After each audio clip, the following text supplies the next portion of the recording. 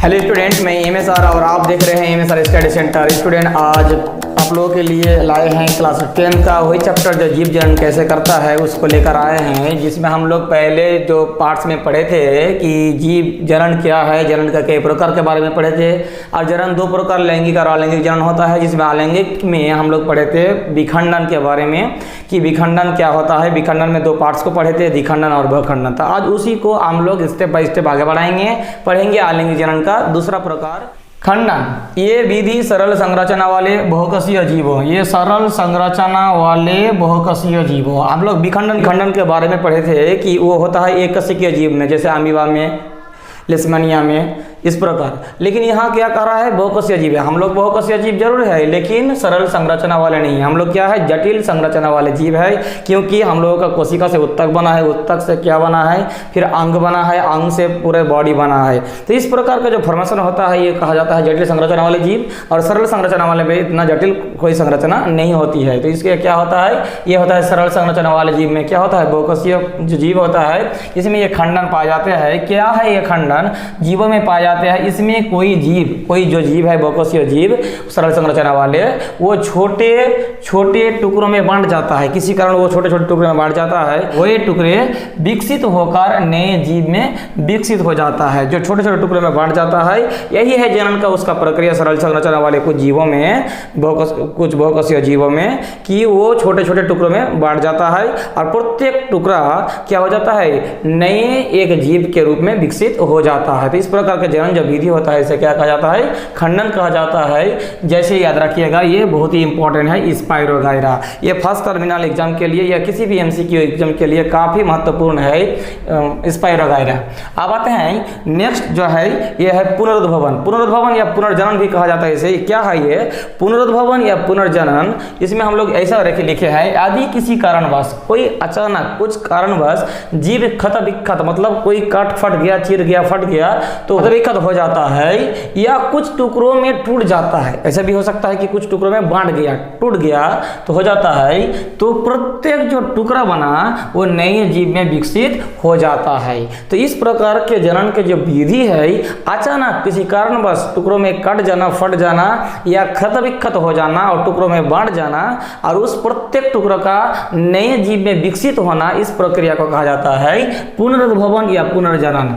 तो इसका एग्जाम्पल याद रखिएगा जरूर, हाइड्रा या प्लेनेरिया, दोनों को याद रखिएगा, क्योंकि एग्जाम्पल में ऐसा आता है कि ये पुनरुद्भवन जनन होता है। उदाहरण देता है, ऑप्शन रहता है और उसका ऑप्शन में आपको चूज करना होता है। हो सकता है कि हाइड्रा नहीं रहे, प्लेनेरिया हो। तो इस प्रकार हम लोग हाइड्रा प्लेनेरिया को याद रखेंगे, किसमें, पुनरुद्भवन में। अब आते हैं मुकुलन। मुकुलन क्या है कि कुछ जीवों में कोशिकाओं के नियमित विभाजन के कारण, हम लोग जानते हैं जीव है मतलब कोशिका है, कोशिका का विभाजन होते रहता है, तो उभर उत्पन्न हो जाता है। वो कोशिका के विभाजन के कारण कोई जीव है, मान लेते हैं कि अजीब है, उसमें बार बार विकसित होने के कारण किसी जगह फूल जैसा हो जाता है, उभर उत्पन्न हो जाता है। तो इस प्रकार कोई जीव में उभर उत्पन्न होना उसे कहते हैं मुकुल। और वृद्धि करते हुए वो उभर क्या हो जाता है, वृद्धि करते हुए उभर जो है वो नन्हे जीव में बदल जाता है, छोटे जीव में बदल गया और अंत में विकसित होकर अलग हो जाता है। और विकसित हो गया और अलग हो गया तो वो क्या हो गया, एक नया जीव उत्पन्न कर दिया।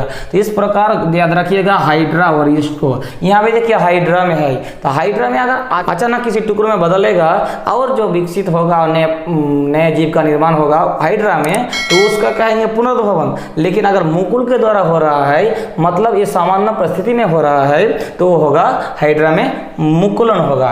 तो ये हम लोग रखेंगे मुकुलन, और इसको याद रखेंगे जरूर कि ये मुकुलन विधि द्वारा जनन कर सकता है।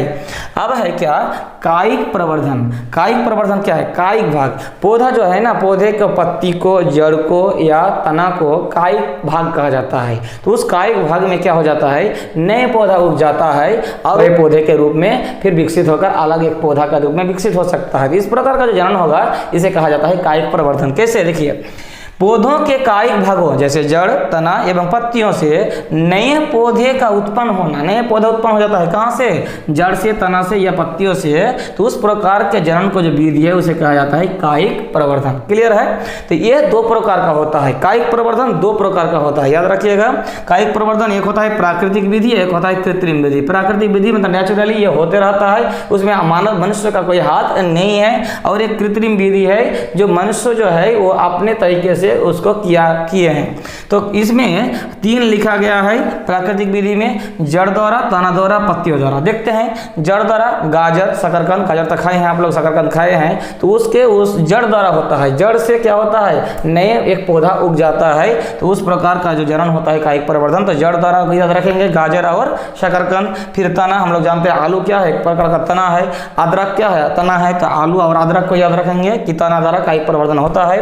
पत्तियों द्वारा कायिक प्रवर्धन पे तो हम लोग पहले भी बता चुके हैं, ब्राइफाइलम जो होता है तो ये होता है पत्तियों द्वारा, क्योंकि फोटो में देखिएगा कि एक ब्राइफाइलम का पौधा है, उसके पत्तियों में नया पौधा उग गया है। तो इस प्रकार का जनन होता है। तो ये क्या है? सबका एक प्रवर्धन है और एक प्राकृतिक विधि है। आप कृत्रिम विधि के बारे में बताते हैं कि कलम क्या करते हैं, कोई आम का पेड़ है उसके एक तना सा छील के उसमें मिट्टी लगा जाता है, थोड़ा बहुत पानी दिया जाता है और बाद में उससे जो जड़ निकल जाता है, उसके बाद क्या करते हैं हम लोग उसको काट के उस पोर्शन को, वो जो तना है उस पोर्शन का काट के हम लोग मिट्टी में फिर उसको रोप देते हैं। तो क्या हो जाता है? नया पौधा का निर्माण हो जाता है। तो इस प्रकार का होता है ये कलम या रोपण कहा जाता है। जैसे आम में होगा, अमरूद में होगा, नींबू में होगा, हम लोग देखते हैं अक्सर हम लोग आस पास पड़ोस में। आप आते हैं कर्तन, एक है कर्तन, एक विधि है जो एक कायिक प्रवर्धन का विधि है, जैसे गुलाब या गन्ना में पाया जाता है। इसके बाद लेयरिंग एकदम सटा के, कोई पौधा है मिट्टी में इस प्रकार को सटा के रखा गया है और मिट्टी को उसके तना का कुछ भाग जो है मिट्टी में सटा के रखा गया है और बाद में जब जड़ उग जाता है तो उसको काट के नया पौधे का रूप में उसको लगाया जाता है। तो ये लेयरिंग चमेली में होता है, याद रखेंगे। ये सब हम लोग एग्जाम्पल याद रखना बहुत ही जरूरी है, एक स्क्रीनशॉट जरूर ले लें। तो इस प्रकार आज हम लोग अलैंगिक जनन के बारे में पूर्ण रूप से पढ़ लिए हैं कि अलैंगिक जनन क्या होता है। थोड़ा हम लोग इसको जल्दी क्या खत्म कर दिए। और आप लोग जरूर याद रखिएगा कि एक पॉइंट को इस फर्स्ट टर्मिनल के लिए एमसीक्यू के रूप में याद रखिएगा जरूर और नोट्स करते जाइएगा। उम्मीद है कि इस प्रकार का वीडियो आप लोगों को अच्छा लगता है। अगर अच्छा लगता है तो एक लाइक तो बनता ही है और शेयर और कमेंट करना मत भूलिएगा। और चैनल को अभी तक सब्सक्राइब नहीं किए हैं तो सब्सक्राइब जरूर कर लीजिएगा और पास में बना बेल आइकन भी प्रेस कर लीजिएगा ताकि जल्द से जल्द इस प्रकार का वीडियो आपके मोबाइल में उपलब्ध हो। मिलते हैं अगली वीडियो में, तब तक के लिए धन्यवाद।